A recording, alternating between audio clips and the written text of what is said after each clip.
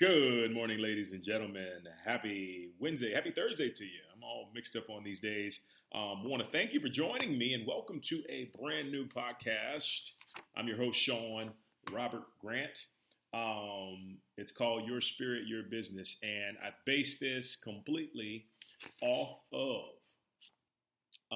a spiritual entrepreneurship group that I'm starting with my wife. And so here's what I understand. For me as a person, and this is something that possibly you can take something from it as well. But here's what I understand, and here's what I know. If you are going to begin anything, if you're going to succeed at anything, the very first thing that you have to do is you must develop a unified symbiotic relationship with that thing. So for me, the moment I discovered that I was going to be taking part within this whole spiritual entrepreneur group, my mind lost me there for a second. I really thought to myself, okay, how can I develop a spiritual, a symbiotic relationship? How can I become unified one with this thing? And the very best idea came about, and that was, I got it. Let me start a podcast.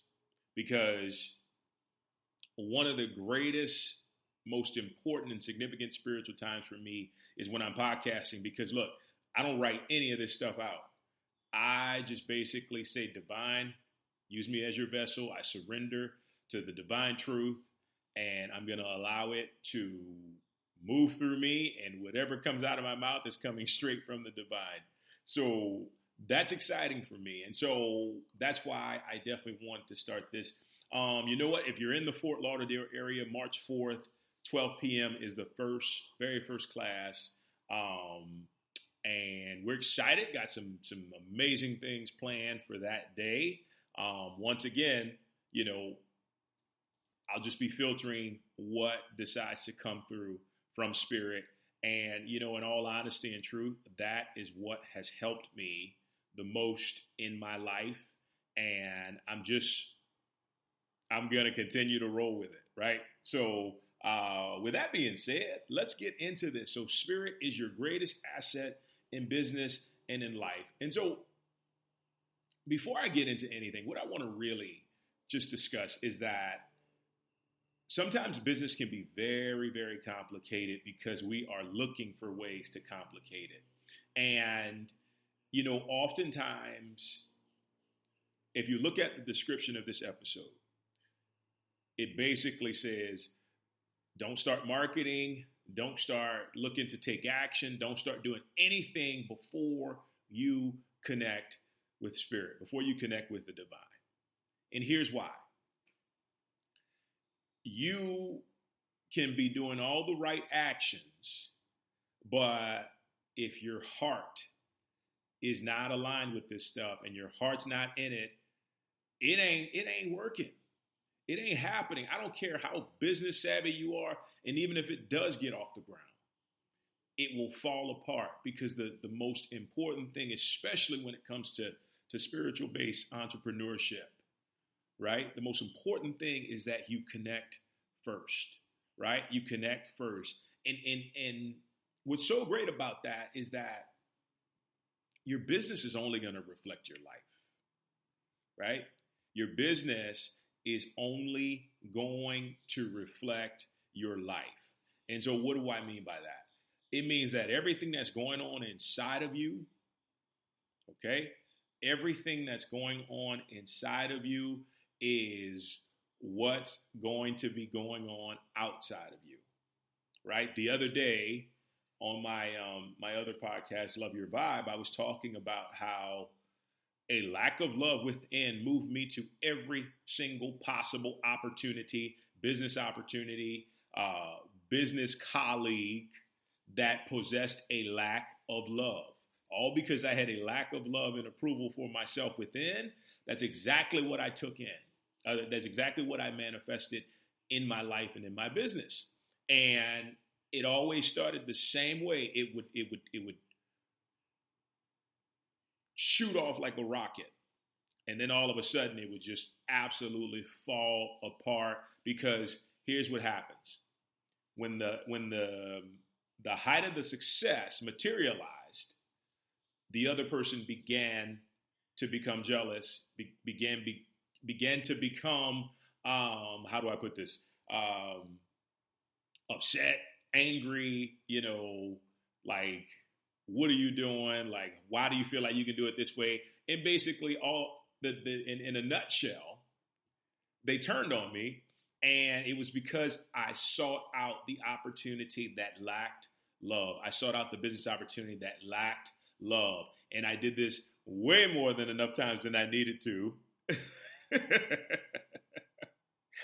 to finally learn my lesson. And you know what? The moment I see that if something is not in alignment with divine love, divine truth, and divine order, I ain't doing it. I am not doing it, because I failed too many times with that to go through it again and have to learn that spiritual lesson over and over, right? This is why spirit is your greatest asset. And the most important thing as an entrepreneur that you have to do when it comes to spirit is you got to allow spirit to work, right? Too often we get into these old outdated tactics of business practices, and we often wonder why stuff isn't working like we feel like it should be, and it's because it's just completely not in alignment. Before you start any business, you have to get in alignment. Before I did anything, in relation to something that really succeeded, but not only succeeded, that was fulfilling, I got into alignment. And what alignment meant, I'm going to take an entire week to meditate each and every day and see what spirit decides to give me, right? See what idea spirit decides to give me. I'm going to journal, kind of morning pages style, if you're familiar with Julia Cameron's process. I'm going to journal on this topic for 3 to 5 to 7 days before I begin anything, because you know what? Spirit has a wealth of information to tell me how to do it, right? And so here's the thing. This just doesn't work before you start the business. This works when you're getting ready to get into the business, right? Let's just say you begin to put yourself into a position where you want to market yourself properly.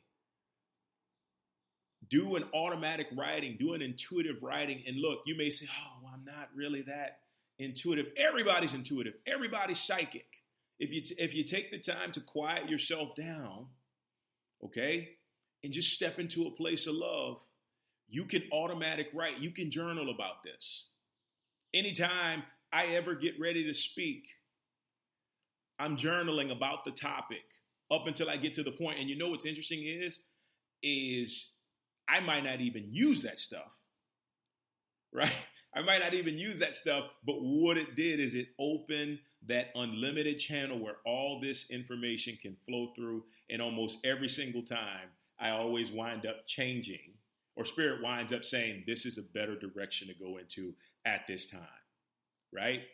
So there are ways, and this is what this first episode is about, is you beginning to understand, right, the truth of how spiritual entrepreneurship or successful spiritual entrepreneurship is born. Because if you just want to be an entrepreneur and you want to do what everybody else is doing, and it's going to be really hard if you have a spiritual calling on your life, because it's going to feel like you're a fish trying to swim on land. To be honest with you, that's just how it feels. Like every time I've ever tried to do it a way without spirituality, it never worked out for me, because I just wasn't programmed. I just wasn't divinely designed to do that. For me, it had to come from a place of spirituality without compromising my values and my beliefs and what I decided to give to other people. I'm going to tell you right now, I don't believe in forcing people to buy what I have. I don't. I just don't. Because that way of marketing is not marketing, it's manipulation. That's what it is. I don't believe in forcing people to do that. What I believe in is creating a product that has your soul signature of love on it, finding the right people to display it to, and then allowing them to choose if they want to buy it or not. And I'm happy to tell you, it's worked for me tons and tons of times in many different careers and many different entrepreneurships. And the idea is to never focus on what you're going to get out of it. Just focus on what you're giving, right? Just focus on what you're giving. Remember, life, the universe, the goddess, the all that is, loves to give to itself. It loves to offer gifts to itself. So it's going to do that.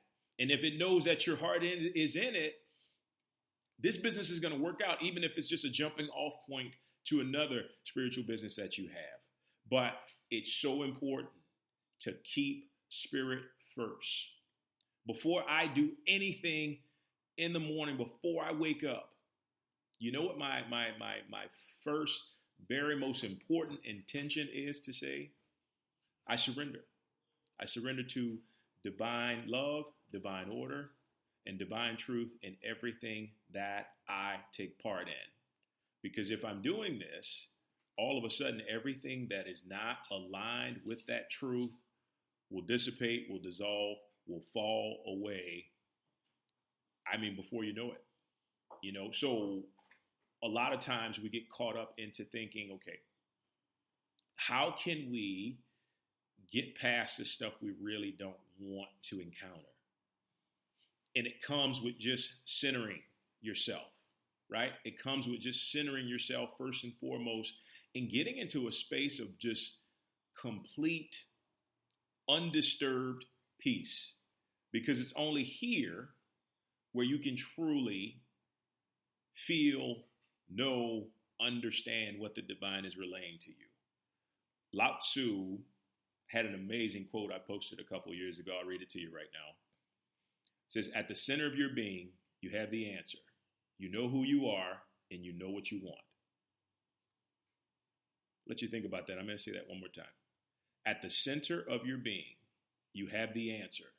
You know who you are, and you know what you want. So when I look at that quote, you know what that tells me? It tells me that everything that I desire, everything, because all desires are just energy that has been placed in you by the divine, by spirit. But it tells me everything that I desire inherently, if I'm patient enough and willing to wait when spirit is ready to reveal it to me, I'm able to know how to do that thing. It's only when I get in my own damn head and I'm moving in different directions, trying to figure out what this is, trying to please other people, trying to get this done, that I miss the mark. Because here's the thing. Anytime anything is coming from spirit, it's simple, it's not complex. It creates ease, it creates peace, it creates an element of joy. Anything that's opposite of that, you got to kind of rethink where it's coming from, right? And even if you're feeling fear, you got to see if that is fear that you're creating for yourself or fear of just going to the next level. Because if it's either way, if it's any one of those fears, go within, confront it, see what is actually happening, right? That's causing you to feel that way. But what Lao Tzu is telling us, which so many ascended masters have said over the years, anything we desire in life, we have the wisdom within, because it's unlimited. The universe is unlimited. We have the wisdom within to be able to do that thing and to do that thing successfully. But the problem is, the number one problem is that sometimes we're not patient enough to allow it to come to us. And then when it does show up, we tend to doubt, right? Why is it we believe other people more than we believe ourselves? They were created the exact same way that we were, but yet and still we give our power away to them and make them the expert and make them the all-seeing eye, the all-knowing whatever, when in actuality that same unlimited being essence, energy is inside of you. And you just have to connect to it, right? When I was finally able to do this, I stopped putting people on pedestals. I stopped making people out to be like, these magnificent, powerful entities that were just of another world, when in actuality, these cats were spiritual beings having a human experience just like me. And newsflash, the Divine radio station runs 24 hours a day, 7 days a week, 365 days a year, and it is open to anybody that is willing to listen. So you have the information, you have the wisdom. What are you going to do with it? And are you willing to take the time to allow it to come to pass, right?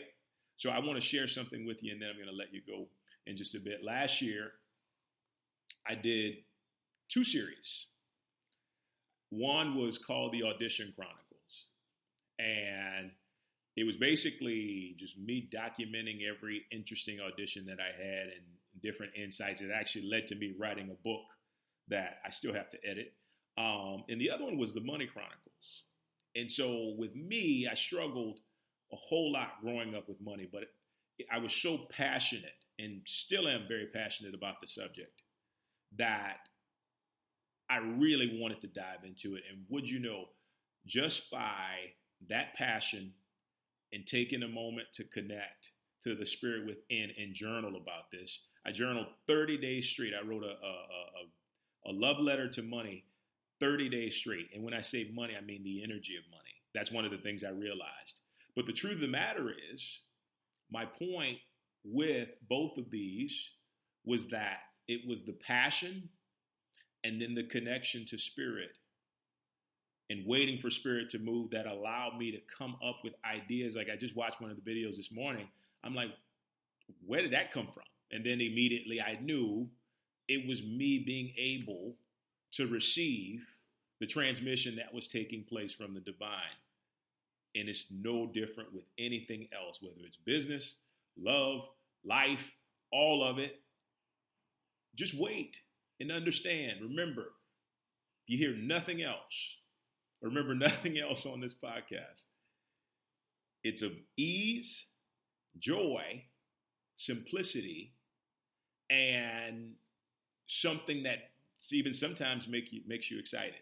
So that's all you have to understand when you're receiving information from the divine.